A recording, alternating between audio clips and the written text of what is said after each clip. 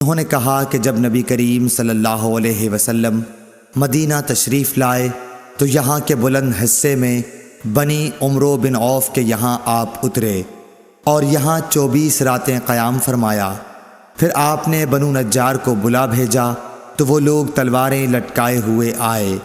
انس نے کہا گویا میری نظروں کے سامنے نبی کریم صلی اللہ علیہ وسلم اپنی سواری پر تشریف فرما ہیں، جبکہ ابو بکر صدیق رضی اللہ تعالی عنہ آپ کے پیچھے بیٹھے ہوئے ہیں اور بنو نجار کے لوگ آپ کے چاروں طرف ہیں، یہاں تک کہ آپ ابو ایوب کے گھر کے سامنے اترے اور آپ یہ پسند کرتے تھے کہ جہاں بھی نماز کا وقت آ جائے فوراً نماز ادا کر لیں۔ آپ بکریوں کے باڑوں میں بھی نماز پڑھ لیتے تھے۔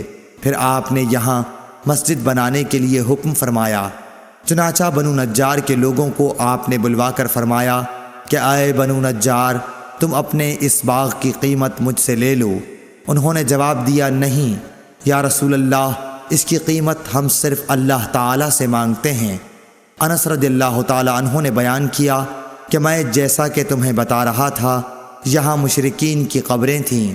اس باغ میں ایک ویران جگہ تھی اور کچھ کھجور کے درخت بھی تھے۔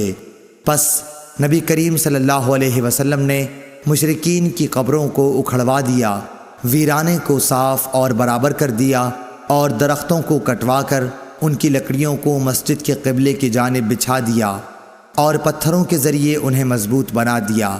صحابہ پتھر اٹھاتے ہوئے رجز پڑھتے تھے اور نبی کریم صلی اللہ علیہ وسلم بھی ان کے ساتھ تھے اور یہ کہہ رہے تھے کہ اے اللہ، آخرت کے فائدے کے علاوہ اور کوئی فائدہ نہیں، پس انصار و مہاجرین کی مغفرت فرمانا۔ اللہ تعالی عنہ سے روایت ہے، انہوں نے کہا کہ نبی کریم صلی اللہ علیہ وسلم بکریوں کے باڑوں میں نماز پڑھتے تھے۔ ابو طیاح یا شعبہ نے کہا، پھر میں نے انس کو یہ کہتے سنا کہ نبی کریم صلی اللہ علیہ وسلم بکریوں کے باڑے میں مسجد کی تعمیر سے پہلے نماز پڑھا کرتے تھے۔ صحیح بخاری حدیث نمبر 429۔ راستے سے کہا کہ میں نے ابن عمر رضی اللہ تعالی عنہ کو اپنے اونٹ کی طرف نماز پڑھتے دیکھا اور انہوں نے فرمایا کہ میں نے نبی کریم صلی اللہ علیہ وسلم کو اسی طرح پڑھتے دیکھا تھا۔ ابن عباس رضی اللہ تعالی عنہ سے روایت ہے، انہوں نے فرمایا کہ سورج گہن ہوا تو نبی کریم صلی اللہ علیہ وسلم نے نماز پڑھی اور فرمایا کہ مجھے آج دوزخ دکھائی گئی، اس سے زیادہ بھیانک منظر میں نے کبھی نہیں دیکھا۔ عبداللہ بن عمر رضی اللہ تعالی عنہ سے روایت ہے کہ نبی کریم صلی اللہ علیہ وسلم نے فرمایا، اپنے گھروں میں بھی نمازیں پڑھا کرو اور انہیں بالکل مقبرہ نہ بنا لو۔